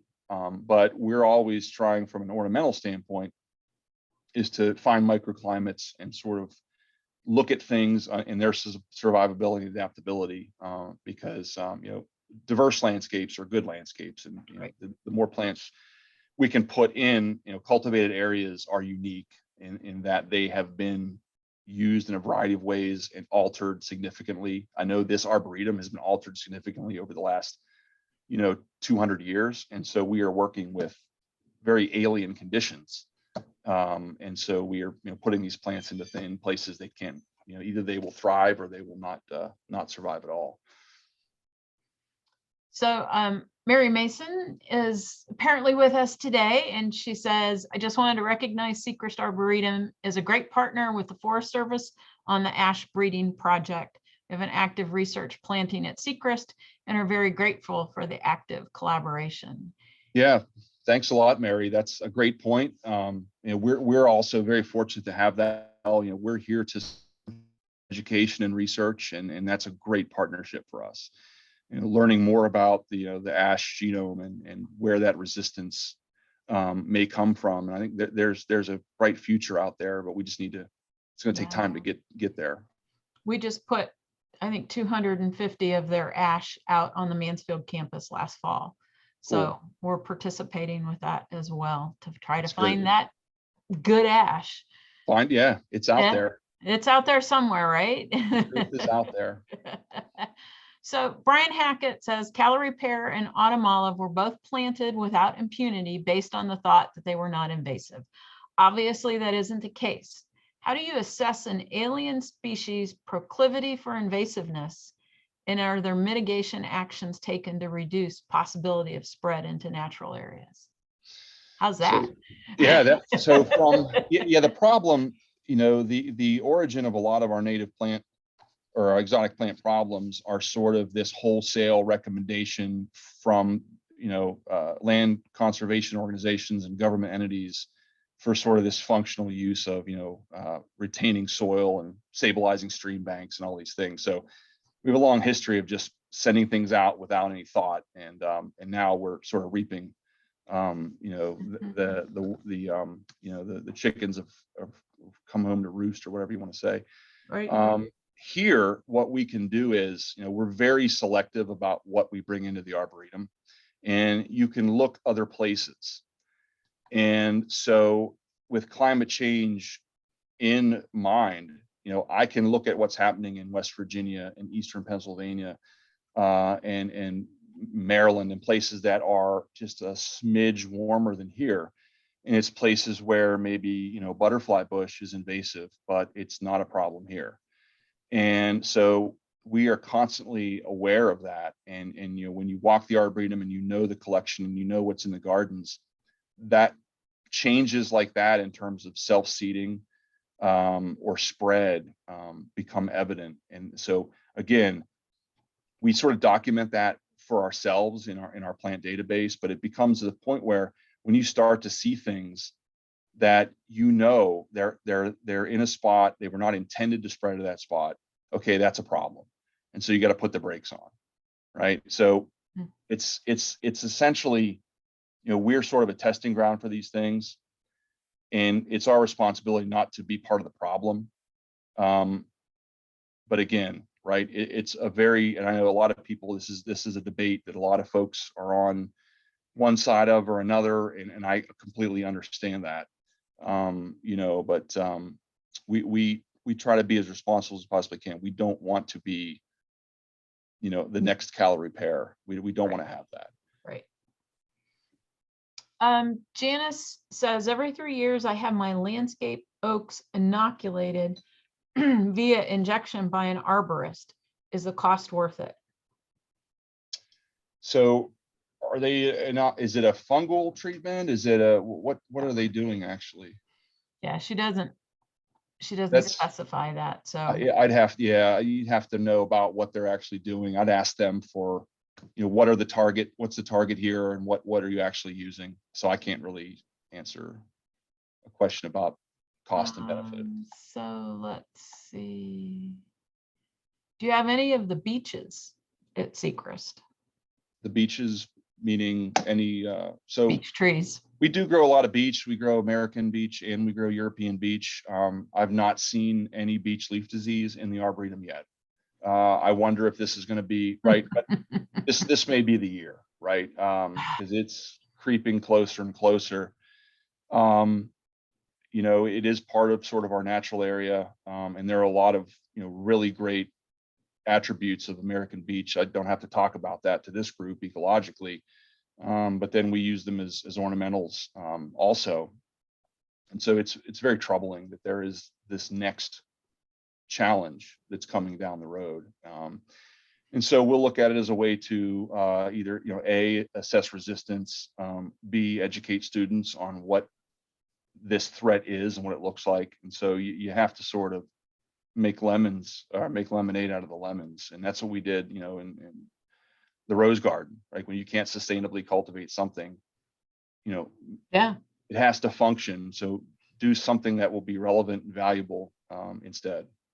And the thing is, Denise Ellsworth and several other horticulture pals, when we're in a woodland and multiflora rose has rose rosette disease, I'm cheering because I want to see that stuff taken out of the woods, Right. and then they all yell at me, but no. So it's one of those conundrums because, if it's trying to knock out multiflora rose, I'm a happy camper, but I understand the horticulture side of it and the folks who breed roses, and yeah. We tend to think, and at least for me, a large part of our group of stakeholders are people who grow plants and install plants and maintain landscapes for a living. And so the industry in Ohio, it's a big industry.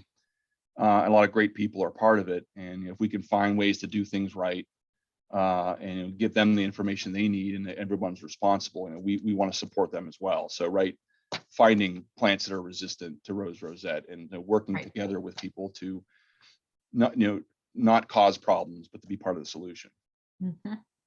So I've had multiple people, Jason, ask for a plant list. For the plant sale?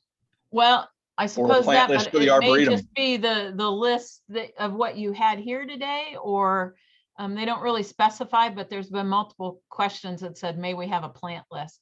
I have told folks it will be recorded, so you can go back through his presentation and go through species by species, but I just wanted to relay that to you. I've got multiple people asking for a plant list. Do you have a URL link for the plant sale? I do. I can share that. Why don't you put it in the chat? Okay.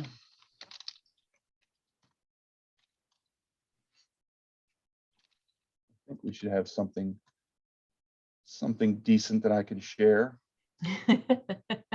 we're working out, how to do gift cards and all kinds of things. This, digital e-commerce is always a fun thing to try to get used to.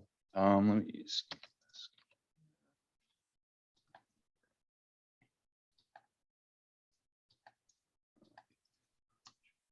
Okay.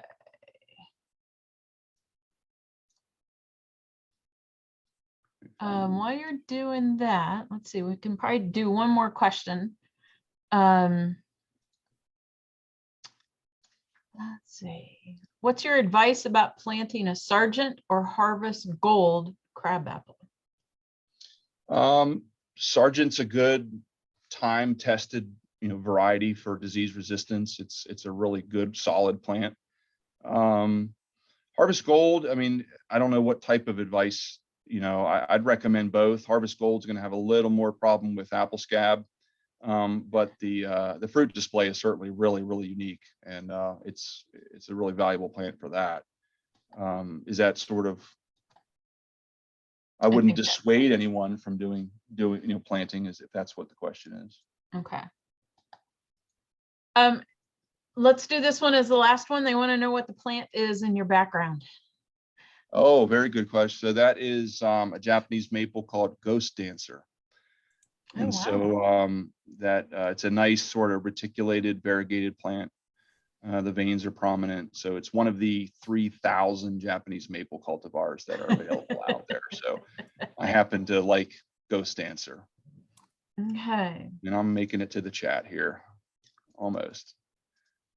So friends at secrest.com will have information about the sale and a plant list and things of that nature. Okay.